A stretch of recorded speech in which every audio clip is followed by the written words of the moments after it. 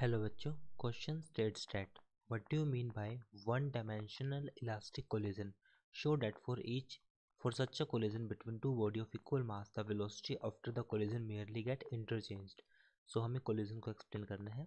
First key concept for this question. So key concept में समझते हैं हम simply collision क्या होता है.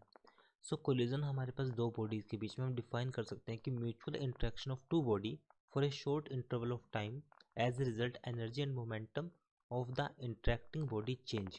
So simply we can say collision. What is collision? Collision is interaction of two body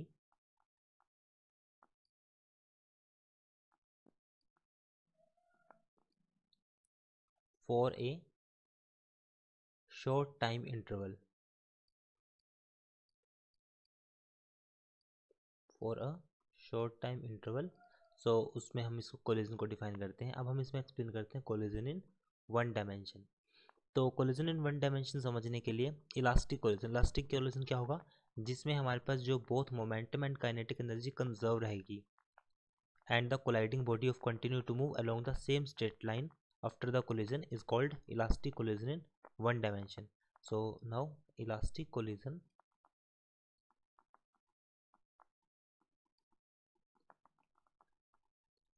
in one dimension.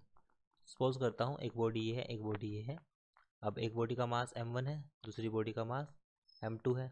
एक body की velocity हमारे पास u1 है, दूसरी बॉडी की वेलोसिटी u2 है. अगर u1 की वैल्यू u2 से ज़्यादा होगी तो आपस में कोलाइड करेंगी.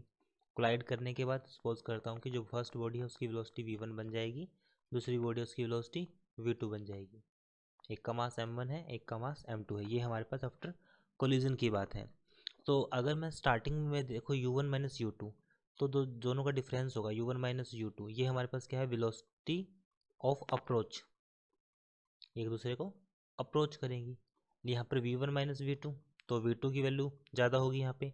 सो v2 माइनस v1 जो होगा हमारे पास, जैसे ही एनर्जी यहाँ पे ट्रांसफर करेगा तो v2 ज़्यादा तेज़ी से मूव करेगी. This is for separation. तो अब हम इसमें अप्लाई करते हैं law of conservation of momentum. According to law of conservation of momentum will conserve because there is no external force. So starting में जो मोमेंटम होगा, इनिशियल मोमेंटम का जो सम होगा वो इक्वल होगा फाइनल मोमेंटम के सम के इक्वल. तो फर्स्ट आएगा m1 u1 plus m2 u2 equals to m1 v1 plus m2 v2. ये हो जाएगा. और अब यहाँ पर m1 एज इट इज रहेगा, ये हो जाएगा हमारे पास u1, सॉरी यहाँ पर हमारे पास बनेगा u1 minus v1 equals to, ये हमारे पास m2 है, ये बन जाएगा हमारे पास v2 माइनस u2. ये बन जाएगा. अब इक्वेशन ये बनी. साथ में जो काइनेटिक एनर्जी होगी वो भी कंजर्व रहेगी, since kinetic energy is also conserved in elastic collision. Kinetic energy also conserved in elastic collision.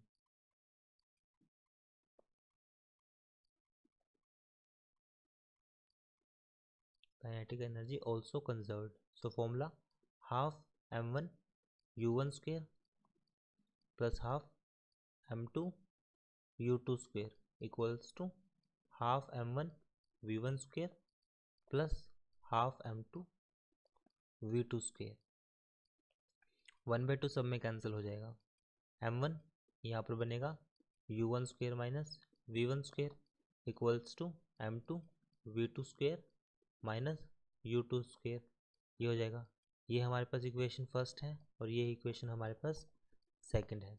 तो यहाँ पर बनेगा m1 u1 माइनस v1 और ये हो जाएगा हमारे पास u1 plus v1 equals to m2 v2 minus u. ये हमारे पास बना है v1 माइनस, यहाँ पे हमारे पास था 2, तो v1 माइनस m2 के लिए u2 हो जाएगा. सो v1 माइनस, सॉरी यहाँ पे u1 था, ये 2 रहेगा. 2 के लिए v2 minus u2 and v2 plus u2. ये इक्वेशन हमारे पास बनी है थर्ड. अब थर्ड इक्वेशन को हम डिवाइड करते हैं फर्स्ट इक्वेशन से. सो m1 u1 minus v1 cancel, तो यहाँ पर सिर्फ बचेगा u1 प्लस v1. जैसे अगर मैं थर्ड इक्वेशन को फर्स्ट इक्वेशन से डिवाइड करता हूँ तो ये वाला फैक्टर कैंसिल हुआ. तो हमारे पास सिर्फ बचेगा u1 plus v1, u1 plus v1 equals to, और ये हमारे पास बचेगा v2 प्लस u2, ये आ जाएगा। अब जो दोनों का डिफरेंस बचा है that is u1 minus u2 equals to v2 minus v1. So it follows that one dimensional elastic collision, the relative velocity of approach, this is for relative velocity of approach,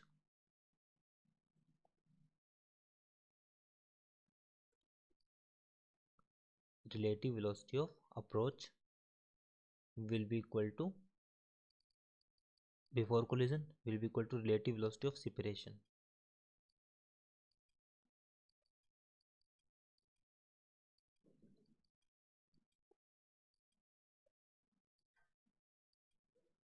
relative velocity of separation ये equal हो जाएगा। सो अगर इसी point से हम यहाँ से अगर v2 की बात करें तो v2 का फॉर्मूला हमारे पास बनेगा v2 equals to v1 plus u1 minus u2, u1 minus u2 ये फॉर्मूला बन जाएगा v2 minus u1 plus u2, sorry यहाँ से जो फॉर्मूला बनेगा हमारे पास ये v2 का है, और अगर v1 के फॉर्मूले की बात करूँ तो v1 का फॉर्मूला बनेगा यहाँ से v2 minus u1 plus u2। अब इन दो फॉर्मूले को मैं यूज़ करता हूँ इक्वेशन में यूज़ करने के बाद हमने पाया कि जो v2 का फॉर्मूला हमारे पास आएगा फाइनल वेलोसिटी का, this formula will be m2 minus m1 multiply with u2 plus 2m1 u1 divided by m1 plus m2, ये v2 है और ये हमारे पास है v1 आ जाएगा हमारे पास m1 minus m2 multiply with u1 plus 2m2 u2 divide by m1 plus m2, ये आ जाएगा v2 और v1।